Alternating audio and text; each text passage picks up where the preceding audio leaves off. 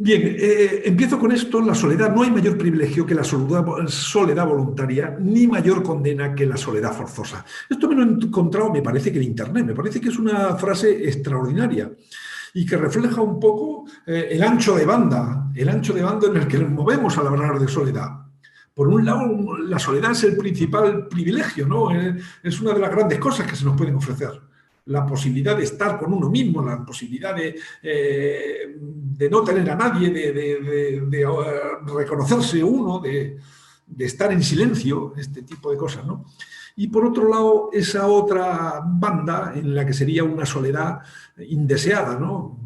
Y claro, no sé si en cualquier momento de la vida quiere unos tintes más o menos penosos, pero he de reconocer que cuando trato de proyectarme de manera empática en la diversidad de situaciones que se pudieran entender, pues creo que en la persona mayor es donde más amenazante se puede percibir, por una serie de cosas que ahora trataré. En cualquier caso, lo que yo planteo es que la soledad no es un problema individual, es un trastorno social.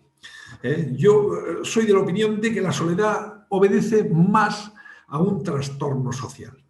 Independientemente que luego pueda haber composiciones particulares que casi inevitablemente se tuvieran que ver afectadas por la soledad, pero en sí el problema de la soledad es algo que se proyecta desde lo que sería una sociedad insensible, una sociedad que mira hacia otro lado, una sociedad que no sintoniza con este tipo de realidades.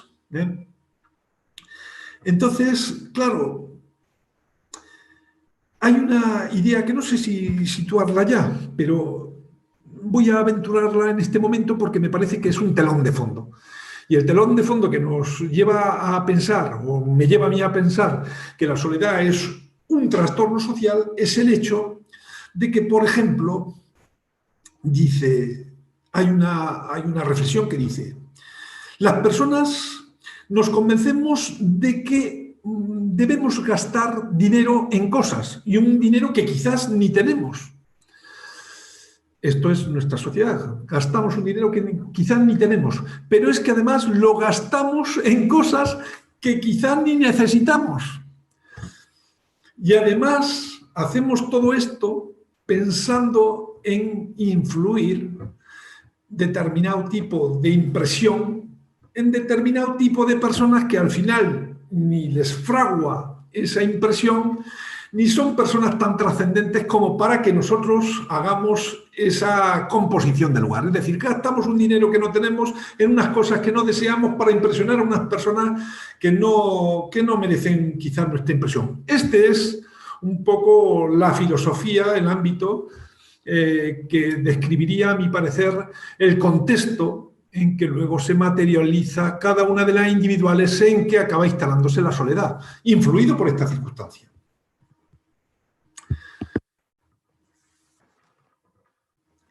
¿Es la soledad consecuencia de las nuevas inercias sociales? Bueno, pues ayer Jan Was dio datos en relación a que la soledad no se ofrecía con una intensidad especial, o creí entender esto. Quizás dijo, al margen del COVID, creo que dijo, cuando pensamos en el 16, 17, 18, pensamos en la soledad y no evolucionaba de manera en unos índices totalmente diferentes a los que podrían ser los previos.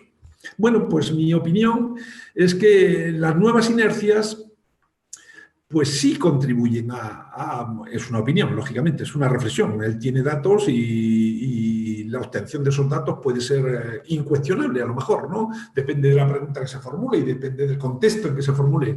Pero bueno, son los datos, al fin y al cabo. Pero mi impresión es que las nuevas inercias operan en un sentido bastante negativo.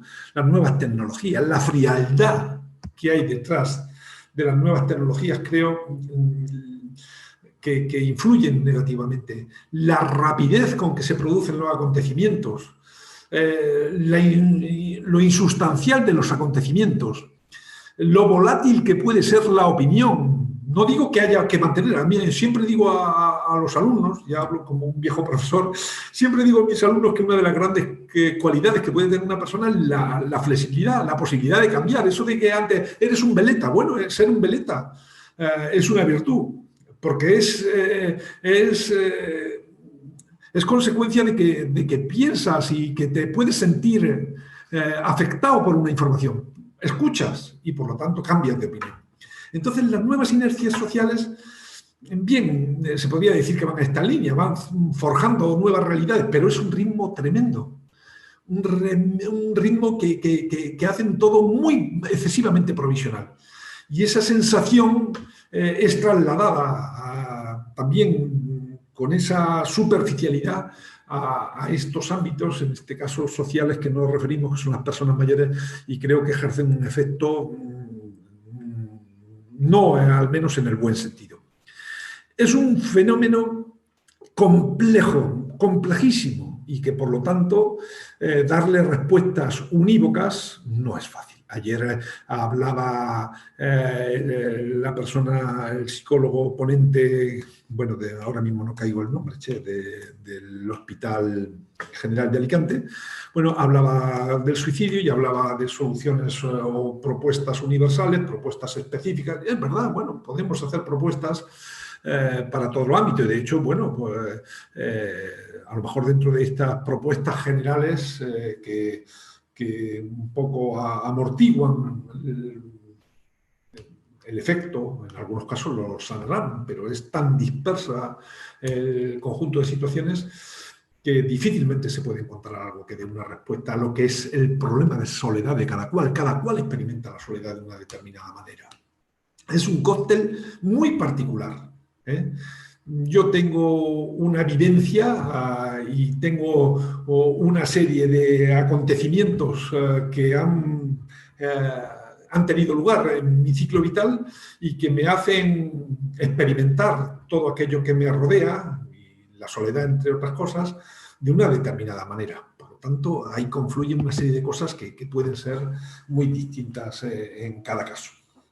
Mirad lo que dice aquí. Yo no es que sea especialmente amigo de las frases, pero hay veces que cuando las frases están bien construidas son muy relevantes en relación a los temas que pretenden tratar. Y dice aquí Schopenhauer, que no es cualquiera tampoco. Uy, vamos a ver, tengo que ir hacia atrás.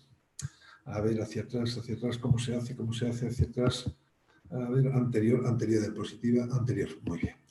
Dice Schopenhauer, dice, el instinto social de los hombres no se basa en el amor a la sociedad, sino en el miedo a la soledad.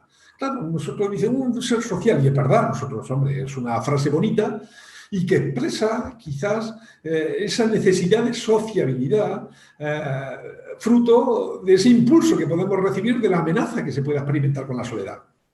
Es verdad que en la persona mayor tiene uno que ponerse las pilas, lo diré, ¿no? Más adelante, espero, y si no, bueno, pues seguro me surgirá, pero la persona mayor tiene que ponerse las pilas, porque la soledad está ahí, y no digo que se tenga que poner las pilas egoístamente, voy a esquivar la soledad, no. Tiene uno que hacer el esfuerzo sincero de sociabilizar, de socializarse, de tener una actitud sociable y de cultivarla. Esto es algo que habría que trabajar, ¿no? Cada cual tendría que trabajar. Entonces, claro,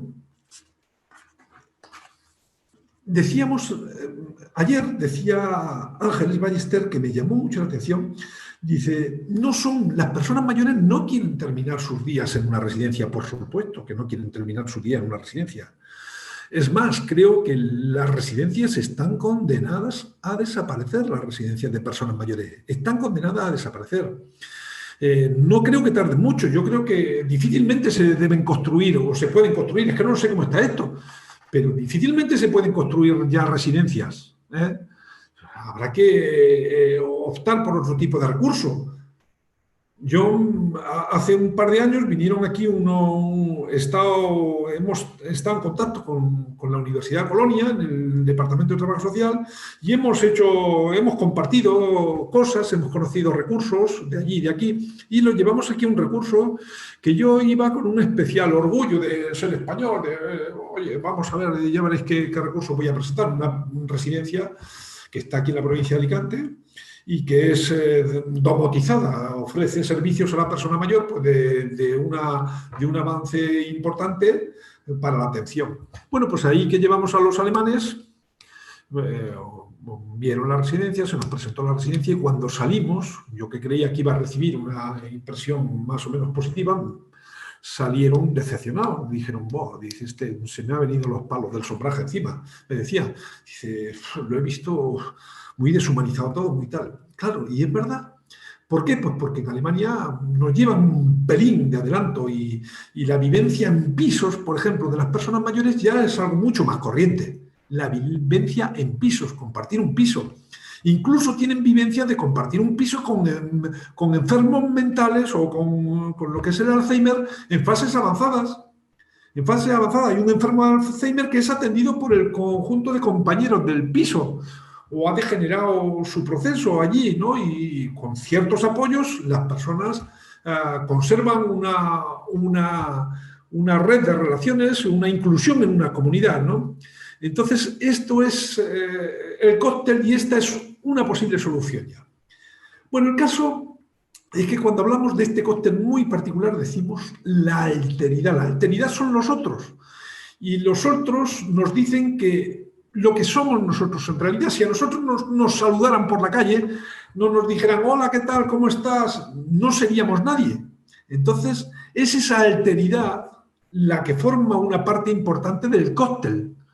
Si esa alteridad, esa otra parte, eso que está fuera de nosotros, ese vecino, esa persona que vemos todos los días, con el que coincidimos, con el que nos cruzamos, no expresa ningún síntoma de proximidad, pues seguramente estaremos mal, estaremos mostrando cierta inseguridad en lo que somos.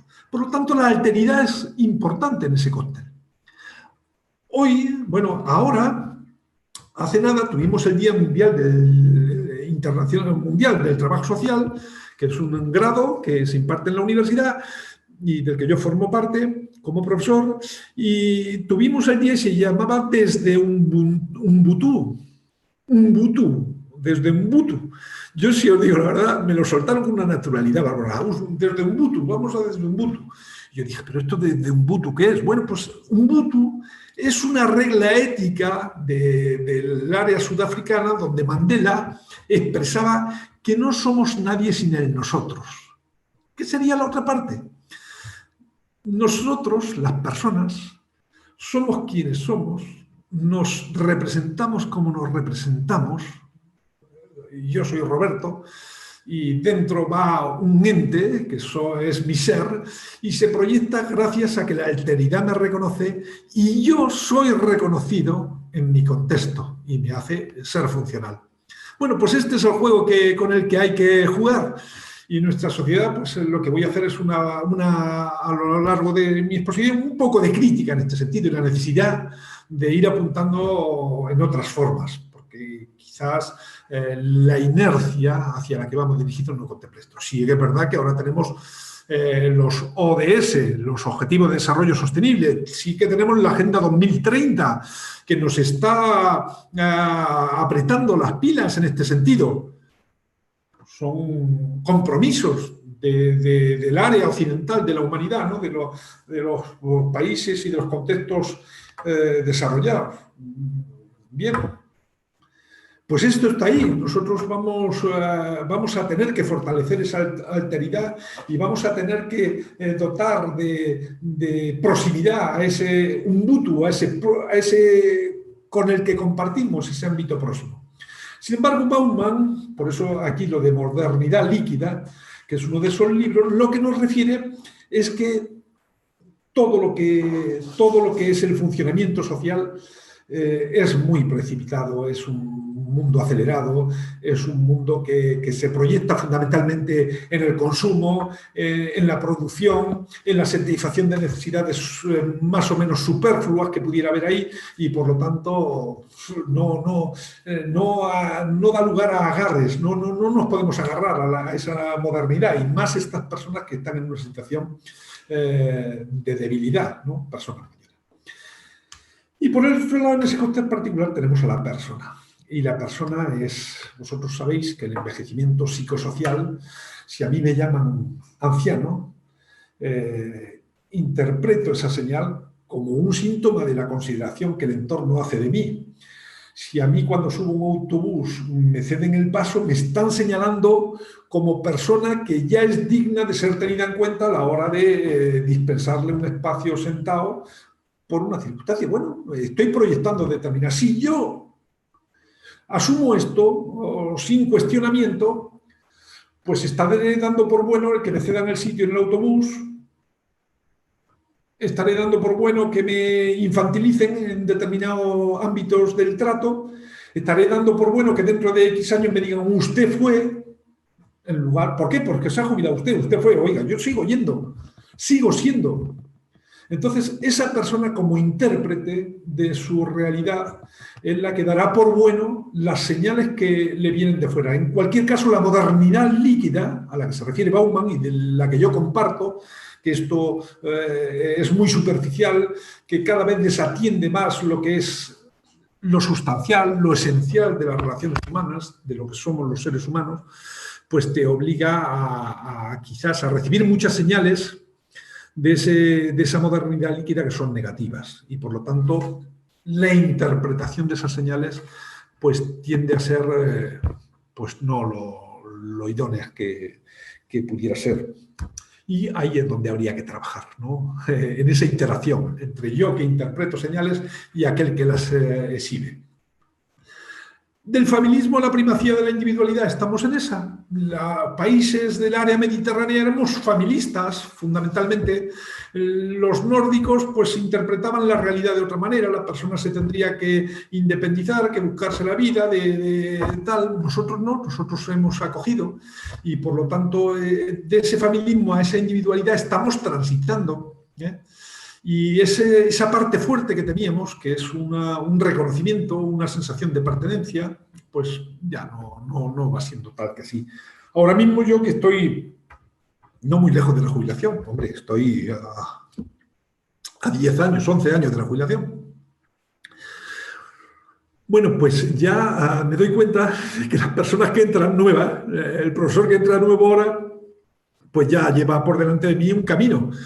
Sí es verdad que todavía cierto grado puedo encontrarlo en mi veteranía, cierto grado de calidad a lo mejor, pero ellos tienen otros grados de calidad asociados y me superan con mucho, nos superan a los de mi generación, aunque hay algunos de mi generación muy espabilados, yo soy especialmente tonto para este tipo de cosas, en las nuevas tecnologías.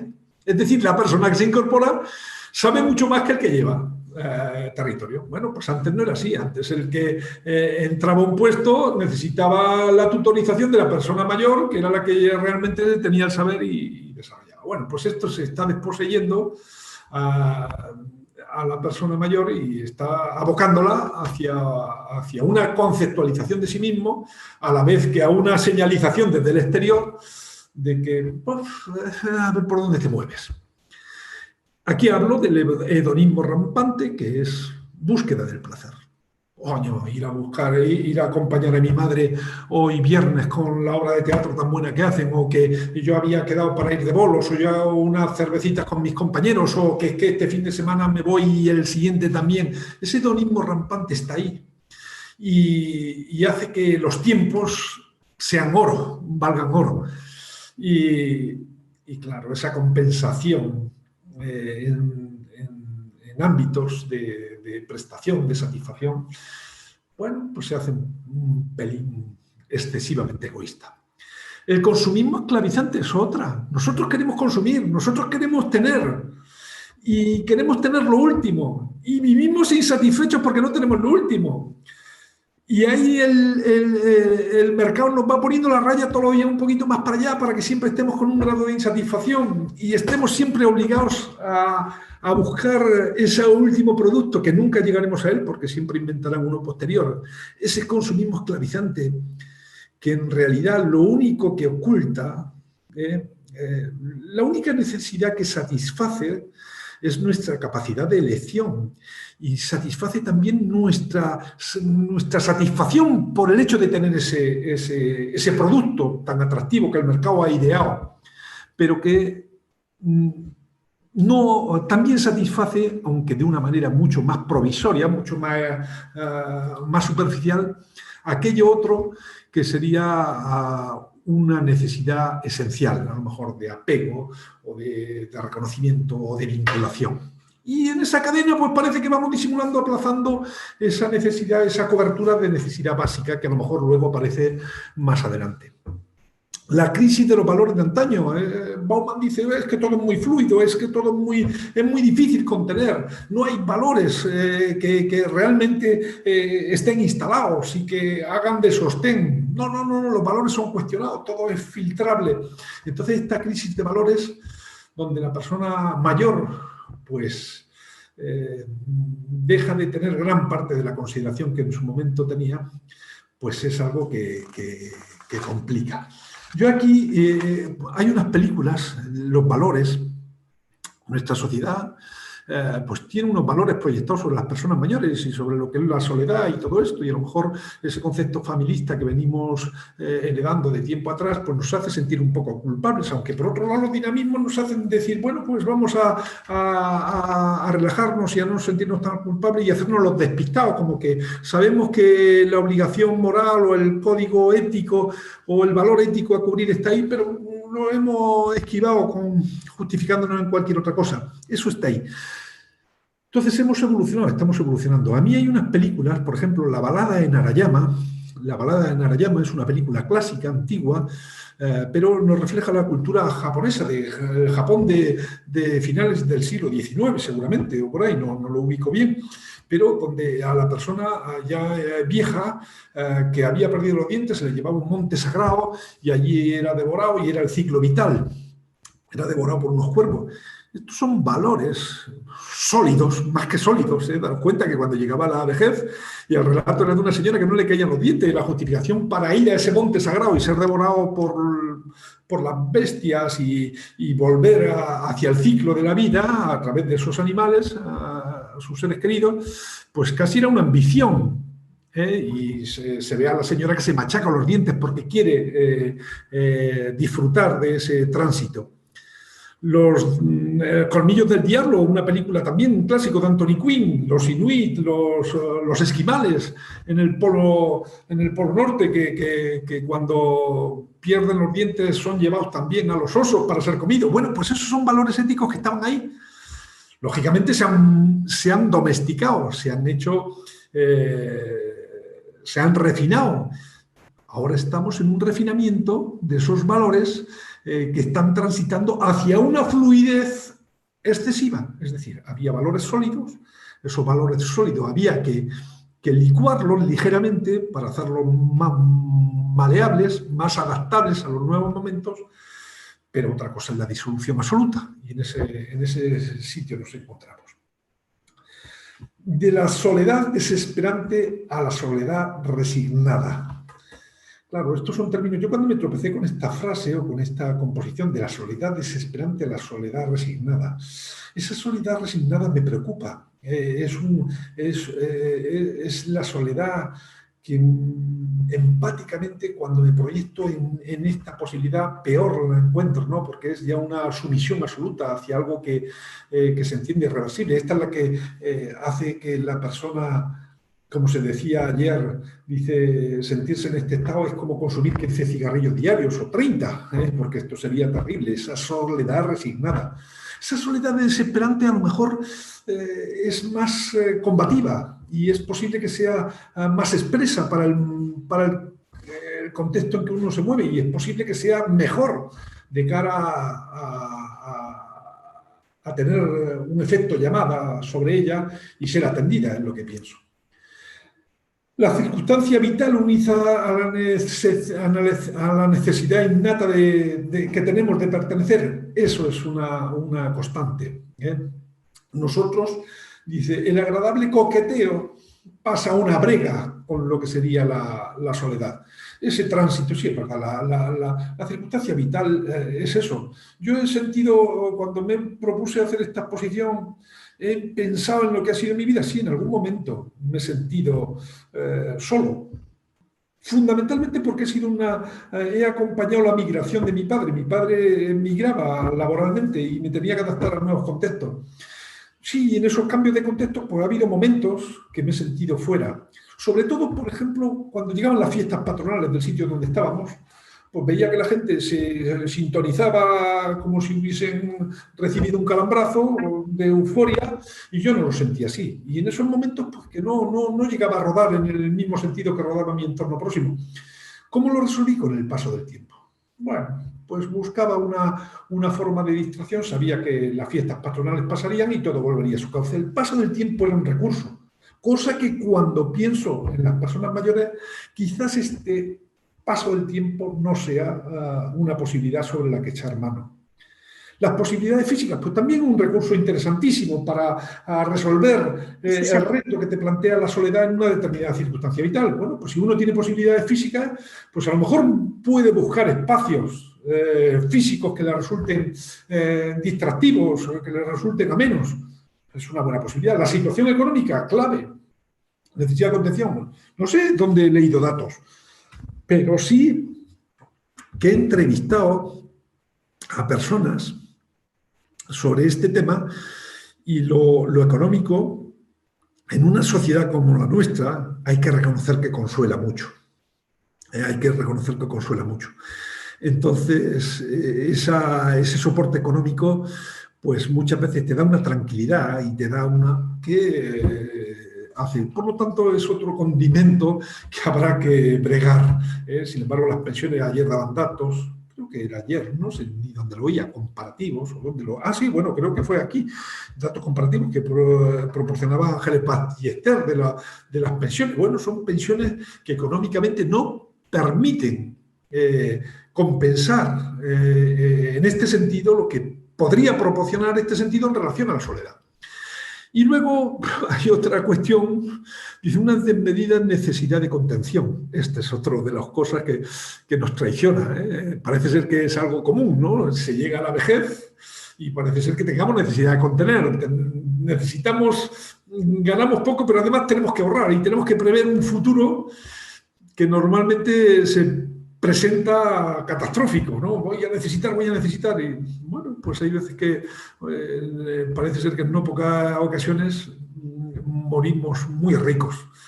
Y entonces, bueno, pues este es otro condimento que está ahí, incidiendo en lo que sería los perfiles de lo que la soledad. Soledad emocional, soledad social, que ya hablamos. La soledad emocional es durísima. La soledad social también, quizá menos, quizá igual. He entrevistado también a personas. Y he entrevistado a personas mayores que les preguntaba acerca de la amistad. ¿Qué preferían, la amistad o la familia? No digo que les pusieran esa tesitura, sino que les metían la reflexión acerca de gradar qué era aquello que podría resultar más interesante. Y me expresaban con dudas. Muchas veces decían, bueno, es que la mayoría de las veces la respuesta que recibía era que la familia era impuesta, que la amistad era algo elegible y algo desarrollable y que por lo tanto lo que te proporcionaba la amistad, soledad emocional. Claro, si uno vive demasiado, la soledad emocional puede estar servida, pierdes esos referentes de apego incondicional que puedas tener en el medio, es decir, amigos, familia. Y estos son golpes duros que llevan a la experimentación de la soledad. Y la soledad igual. Bueno, no sé cómo ando de tiempo. Creo que al final a lo mejor me voy a extender, pero bueno. Aún tenemos un poco más de 10 minutos, Roberto. Sí, bueno, Roberto. voy a ver, porque quisiera llegar al final, que casi es lo que más me interesa. Bueno, deseo y anhelo. Esta idea de deseo y anhelo la quería introducir porque es algo que impregna todas las relaciones sociales y que hace que deseemos conseguir aquello que se nos está ofreciendo, convertir el lujo de hoy en la necesidad del mañana. Ese es el mercado. Y el mercado quiere reducir al mínimo esa distancia entre lo que es el lujo de hoy y la necesidad de mañana. Y lo que dice, quiero que desees esto. Pero el problema es el anhelo. El anhelo ya es algo más infantil. Es un desmedido deseo. Es una tentación incontrolable en relación a lo que es el consumo. Es aquello que por nada puede. Esto es lo que más perjudica quizás a ese contexto y a esa interpretación y a ese conjunto de fenómenos que se articulan en torno a lo que podría ser la soledad. Yo cuando me planteaba esto dije, sería interesante empezar pensando cómo son nuestras habilidades socializadoras. Yo he pensado, como a raíz de esto, lógicamente he pensado, digo, ¿cómo voy a ser yo cuando llegue este momento? Bueno, pues trato cuando pienso en ello, digo, he despistado cosas, he dejado muchos amigos en el camino, muchos más de los que me hubiese gustado dejar. Además, no he tenido esa habilidad de mantenerlos. He querido aprender de algún compañero que sí, que ha trabajado bien esto. Estoy hablando, no sé, no me imagino que no estará aquí, pero Javier Mira, por si alguna vez me oye esto, una de las cosas que he aprendido, de todos los amigos se aprende algo, de mi amigo Javier, el otro que he mencionado sobre la lectura, José Alfaro. Bueno, pues José Alfaro me ha proporcionado una vía de pensar y de proyectarme en cosas que a lo mejor no lo hubiese hecho de no haberlo conocido. Pues Javier Mira también en esto de la amistad, él sabe muy bien cómo trabajar las amistades y cómo mantenerlas vivas. Bueno, pues en eso no he sido yo muy bueno. Y ahora cuando uno ya se proyecta en ese último momento del proceso vital, que ahora se hace extensísimo, por cierto, gracias a Dios, aunque bueno, la calidad de vida ya sabéis que muchas veces no está asociada a esa extensión de los años, bueno, pues me doy cuenta de que no soy una persona especialmente hábil. Y ya pienso en la soledad, o pienso en mi vejez. No pienso en la soledad, pienso en la vejez. Y cuando pienso en la vejez digo, hay que prepararse para la vejez. Y hay que prepararse con hobbies, hay que prepararse con distracciones. Cuando uno se jubila, cobra el 75% más de ocio.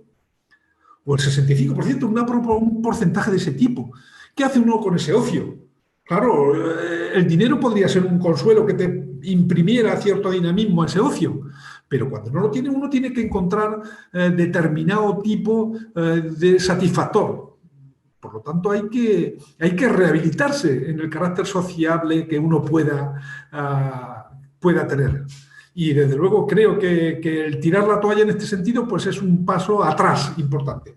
Yo, por ejemplo, bueno, leo, soy lector, y sobre esto quería lanzar un apunte, que no sé si llegaré a él porque ya me estoy viendo apretado por los tiempos.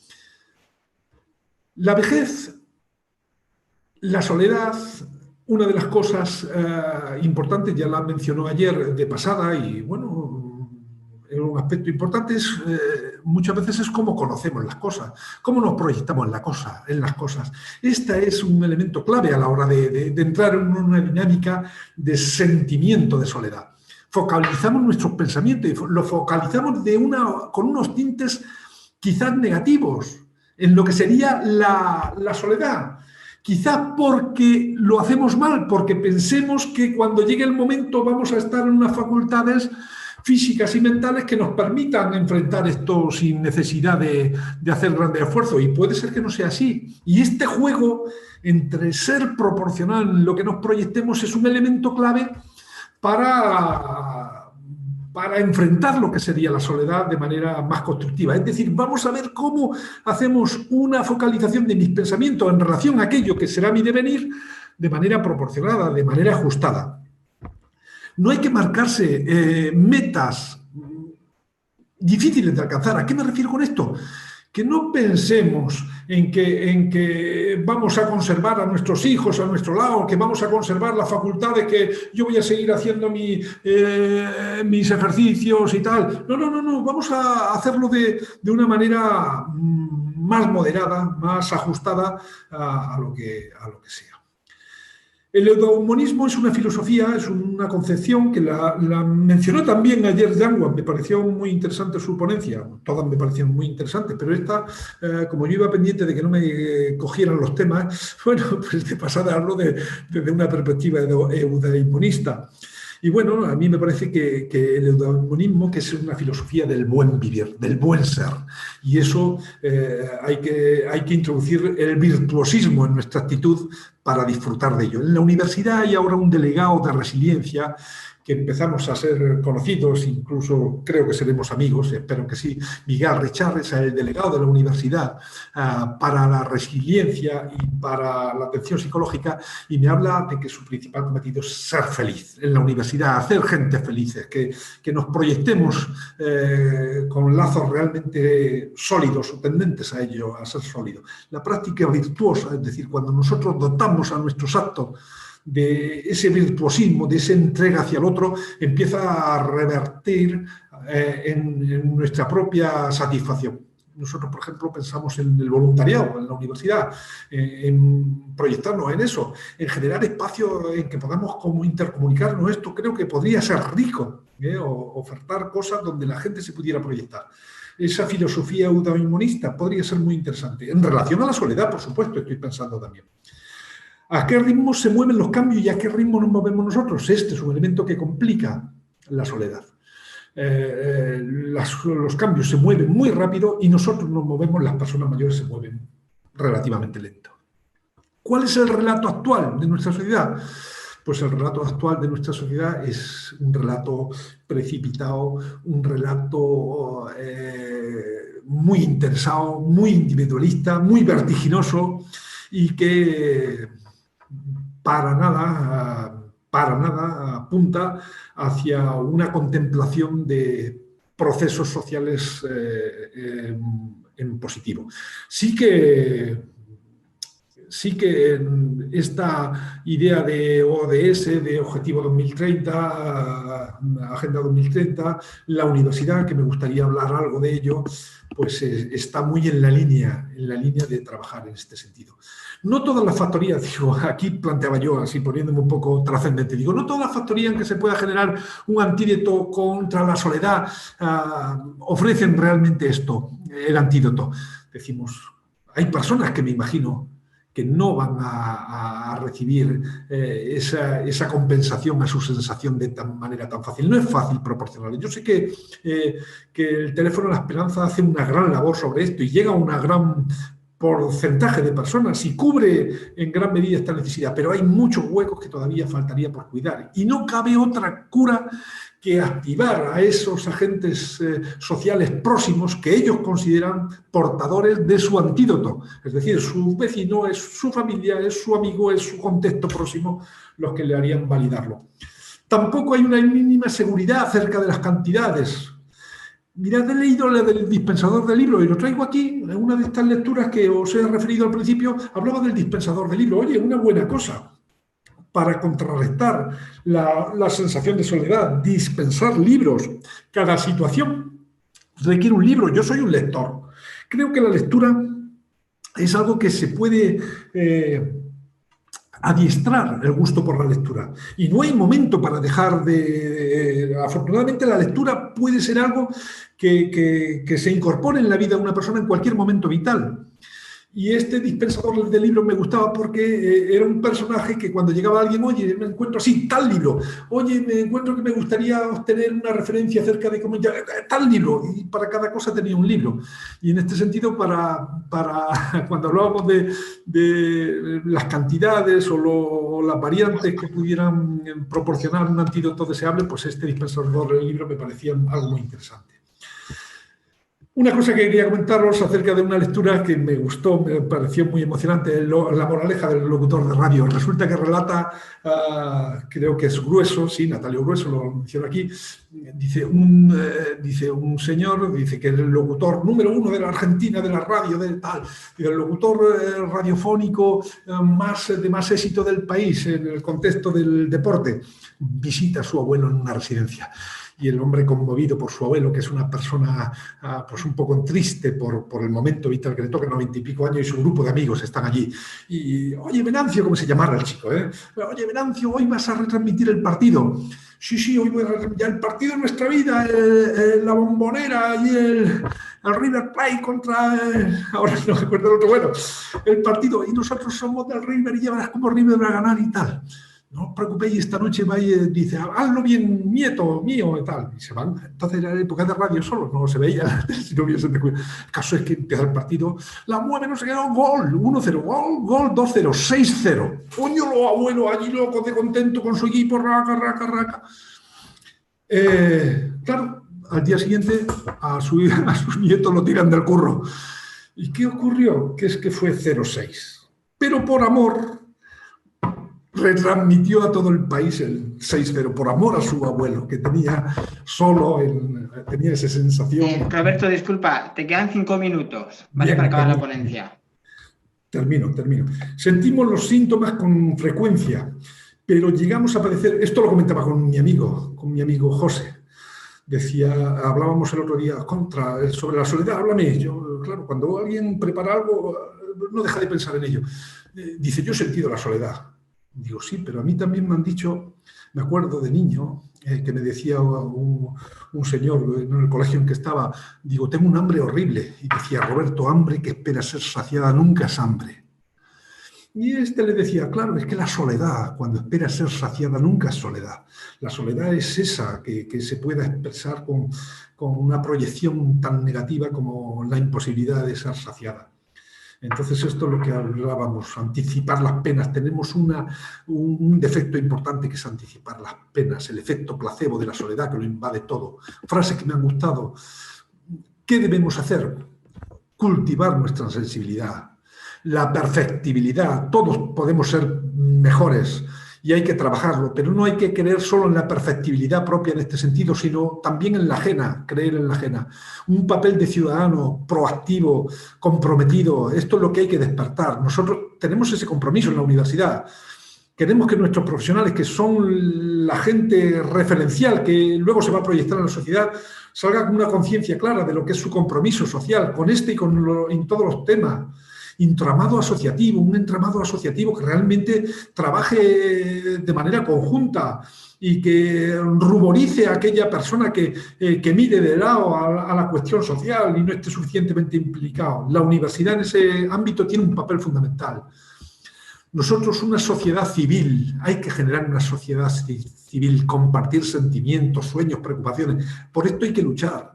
Y por esto hay que comprometer. Hoy está en un acto donde en un segundo he visto a la concejala de Igualdad del Ayuntamiento de Alicante, la concejala de San Vicente, no se conocían. Bueno, no sé si he desvelado alguna información, pero no es posible que esto sea así. Tienen que conocerse, tienen que estar próximos. Sé que la coordinación a veces complejiza todo y lo hace todo difícil, pero hay que ir en esta línea y incuestionablemente todos a uno, el bien común. Espacios físicos que sean pensados para estar compartidos, no espacios físicos fríos que delimiten zonas de manera irracional, sino que sea un espacio donde nos proyectemos positivamente en él, donde nos podamos sentir cómodos. Espacios físicos que no estén solo instalados, sino que pertenezcan al sitio donde se hace esto, se puede hacer. Y creo que hay muchas ideas por ahí, me podría mencionar alguna, y si no, pues habría que poner a pensar a aquellos que son capaces de pensar, los urbanistas. Personas como residentes, convivientes, una sociedad de destino. No vale que nosotros pensemos en una sociedad de origen donde, es que nosotros somos los alicantinos, yo he nacido, yo soy de pura cepa. No, eso no nos vale. Es una sociedad de destino donde todo el que venga se incluya, sea incluido, sea considerado, tenga espacios para expresarse. Esto es una necesidad. Y dentro de este concepto de sociedad inclusiva, que sé que es utópica, pero por utópica que sea hay que ir empujando en ese sentido. Y yo desde la universidad, el papel que me ha tocado, estoy haciendo la expresión que puedo en esta idea. La capacidad empática de la ciudadanía, personajes públicos, acciones ejemplificantes, negociación y compromiso mutuo. Yo creo que es la línea de trabajo que habría que ir. Yo en este ámbito de las personas mayores he de mencionar también la atención centrada en la persona, que tengo un grupo de compañeros que están promoviendo dentro del ámbito de los servicios sociales este tipo de atención en Alicante, y que me parece que es la forma de enfrentar los retos que podría plantear la soledad, haciendo proyectos individualizados. Ayer decía Ángeles Ballester que no se trataba de hacer proyectos individualizados. Bueno, lo entiendo, es lo que quería decir y lo comparto. Otra cosa es que, bien, ahí está el reto. Se puede, lo de la atención integral centrada en la persona, ellos demuestran y apuestan porque se puede hacer una atención individualizada sin incrementar costes y mejorando esa implicación de la persona con el contexto que le toca. Bien.